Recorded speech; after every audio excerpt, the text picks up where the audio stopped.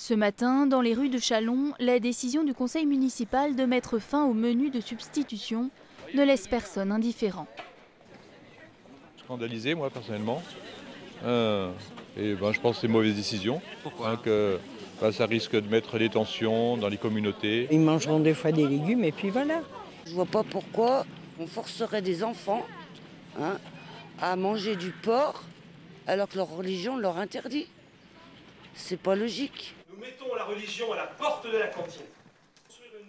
C'est au nom de cet argument que Gilles Platré et le conseil municipal ont voté hier soir la fin des menus de substitution.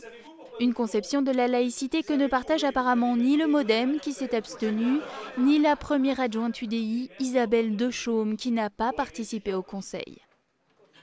La cantine, un service facultatif que chaque municipalité est libre d'organiser à sa guise. Selon le maire, cette décision réinstaurerait la neutralité. Elle mettrait fin à ce qu'il considère comme un fichage des enfants selon qu'ils mangent ou non du porc. On peut se replier vers la xénophobie, c'est pas mon affaire. On peut se replier vers le communautarisme, c'est pas mon affaire non plus. Entre le communautarisme et la xénophobie, il y a une voie, c'est la voie de la République. Donc oui, il faut rouvrir le débat.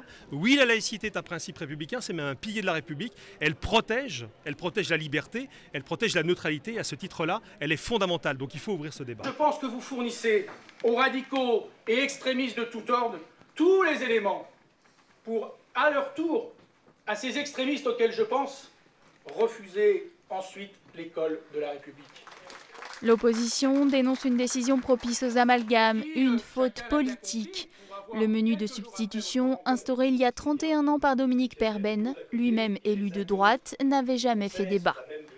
Il y a dans cette question-là les vrais républicains, c'est-à-dire ceux qui considèrent qu'au travers de cette décision qui est prise, c'est finalement une instrumentalisation de la laïcité qui est faite, et ceux qui, en service commandé, comme le maire de Chalon-sur-Saône, parce qu'il est en service commandé, portent ce débat parce que c'est un débat qu'il a voulu inscrire avec le président du mouvement auquel il appartient dans le débat national. Le débat va se poursuivre devant les tribunaux. La Ligue de défense judiciaire des musulmans va déposer un recours en excès de pouvoir ainsi qu'un référé suspension en raison de l'urgence.